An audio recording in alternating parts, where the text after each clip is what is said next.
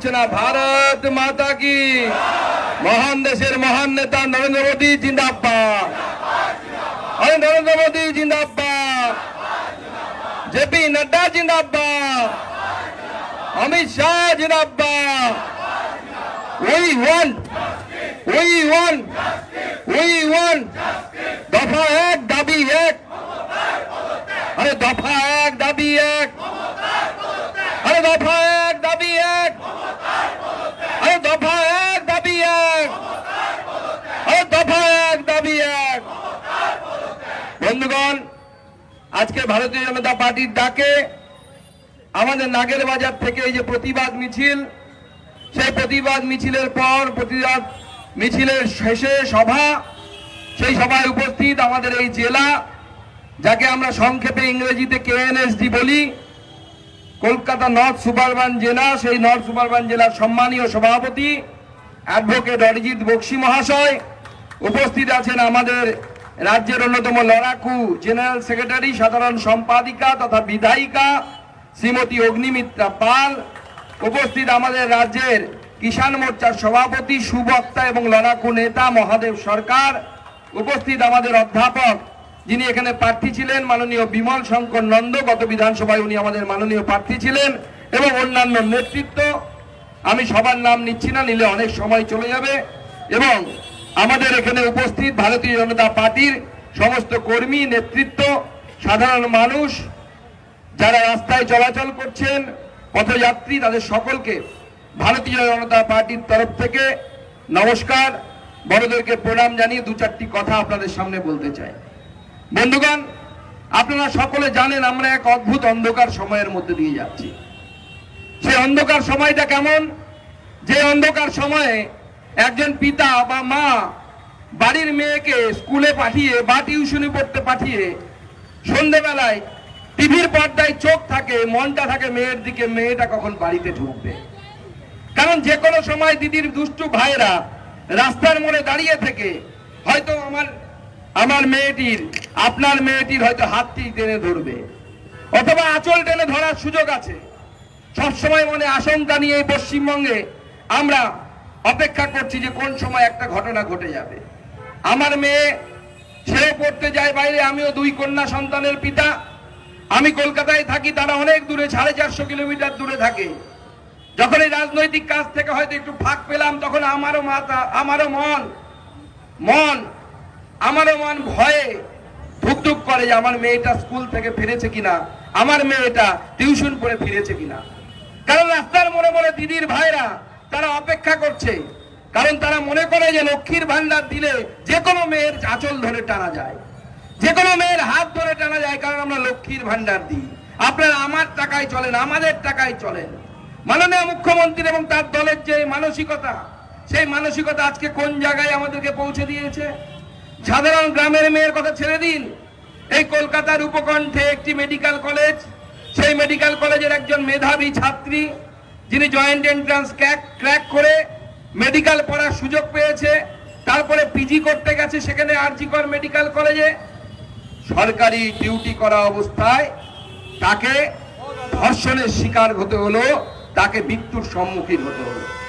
আর যখন তার সেই মৃতদেহ পড়লো বাড়িতে এসে বাবা মার সামনে, বাবা মা 3 ঘন্টা বসে থাকলেন আরজিকর মেডিকেল কলেজে। আমাদের কর্মীরা বলছিলেন যে সন্দীপ বাবুর গালে গালে জুতো মারার কথা শুনতে হয়তো খারাপ লাগে, মনে হয় বাঙালি এই ধরনের কথা বলছে, কিন্তু ভাবুন সেই প্রিন্সিপালকে, এক্স প্রিন্সিপালকে, যিনি ঘন্টার পর ঘন্টা 3 ঘন্টা সেই নির্যাতিতার মা বাবাকে বসিয়ে রাখলেন, বললেন না ওখানে ঢুকতে দেওয়া যাবে না যেখানে আপনার মেয়ের বডিটা, লাশটা পড়ে আছে। কেন? বলছে নিয়ম নেই ঢোকার, কেউ নাকি ঢুকতে পারছে না। পরে ভিডিও পেলাম আমরা। আরে ভিডিওর কথা ছেড়ে দিন, সিবিআই সুপ্রিম কোর্টে, ভারতবর্ষের সর্বোচ্চ আদালতে তথ্য প্রমাণ পেশ করেছে যে অকারেন্স সাইট, অর্থাৎ যেখানে ক্রাইমটা ঘটেছে, যেখানে এই দুর্ঘটনা বা হত্যাকাণ্ড সংঘটিত হয়েছে, সেখানে মাত্র 1000 জনের পায়ের চিহ্ন পাওয়া গেছে, মাত্র 1000 লোকের ফুটপ্রিন্ট পাওয়া গেছে, জুতোর ছাপ পাওয়া গেছে। আজকে প্রত্যেকটি জুতোর ছাপ বাংলার মানুষের গালের জুতোর ছাপ, যারা তৃণমূল কংগ্রেসকে ভোট দিয়েছে, যারা মমতা বন্দ্যোপাধ্যায়কে মুখ্যমন্ত্রী করেছে, তাদের গালে ছাপ পড়েছে, আমাদের গালে ছাপ পড়েছে, বাঙালির গালে ছাপ পড়েছে। কারণ যে বাঙালি কলকাতার উপকণ্ঠে সরকারি মেডিকেল কলেজে সরকারি ডিউটি করা অবস্থায় একজন মহিলা ডাক্তারকে রক্ষা করতে পারে না, আজ কলকাতার 4 থেকে 400-450 কিলোমিটার দূরে বা 200 কিলোমিটার দূরে সেইখানে বাঙালি মেয়েদের অবস্থার কথা আমরা ভেবে দেখি। আসুন সবাই মিলে উদযাপন করি, দিদিমণির কথা মতো উৎসব করি। আমাদের মেয়ে ধর্ষিতা হয়েছে, আমরা খেলা হবে গান চালাই এবং সেই গান চালিয়ে পুজোর মণ্ডপে উদ্যান নৃত্য করি, 2 হাত তুলে আনন্দ করি। কারণ বাঙালি এত বড় কাজ করে দেখিয়েছে, তার মেয়েকে ধর্ষিতা হতে দিয়েছে একটি সরকারি মেডিকেল কলেজে। আর মুখ্যমন্ত্রী কি বলবেন? বলে হাতরাস হয়েছে। হ্যাঁ হয়েছে, আমরা তো অস্বীকার করছি না। অমুক হয়েছে, কিন্তু প্রত্যেকের সাজা হয়েছে, সাজা হবে। কোনো অন্যায় রুখতে যাবে না, কোন মুখ্যমন্ত্রী তথ্য প্রমাণ লোপাট করতে যাবে না। আর আপনার এখানে কি হয়েছে? মাননীয় মুখ্যমন্ত্রী, দমদমের মানুষ কি আপনাকে হাতরস দূরবীন দিয়ে দেখার জন্য ভোট দিয়েছিল, নাকি ভোট দিয়েছিল আপনার দমদমের মেয়েটি যেন সুরক্ষিত থাকে তার জন্য ভোট দিয়েছিল? আপনার আরজিকরের মেয়েটি সুরক্ষিত থাকে তার জন্য ভোট দিয়েছিল? আপনি কথায় কথায় বলে হাতরাস দেখুন, উন্নাও দেখুন। আমরা যদি উন্নাও হাতরাস দেখতে যাব মাননীয় মুখ্যমন্ত্রী, তাহলে আপনি এই পশ্চিমবঙ্গে কি করবেন? আপনি যেই জনগণকে সুরক্ষা দিতে পারবেন না, আপনি কথায় কথায় বলবেন। আজকেও বলেছেন, আজকে বন্যা হয়ে গেছে, উনি চলে গেছেন বন্যা দেখতে। উদ্দেশ্য একটাই, কি উদ্দেশ্য? আরজিকরের ঘটনা থেকে, ডাক্তারদের আন্দোলন থেকে ক্যামেরা ঘুরিয়ে দাও। কারণ উনি যেখানে যায় সেখানে একটাই কাজ ওনার, খিচ মেরি ফটো, তা নিয়ে তিনি সবসময় ব্যস্ত থাকেন। বলছেন ম্যাড। মাননীয় মুখ্যমন্ত্রী, একবার সত্যি কথা বলুন তো। এই মঞ্চ থেকে সুকান্ত মজুমদার বলছে তেনুঘাট বাঁধ থেকে 80,000 কিউসেক জল ছাড়া হয়েছে। তেনুঘাটটা কোথায় অবস্থিত? ঝাড়খণ্ডে। মুখ্যমন্ত্রীর নাম কি? আপনার ইন্ডি জোটের ভাই, তার নাম হচ্ছে হেমন্ত সোরেন।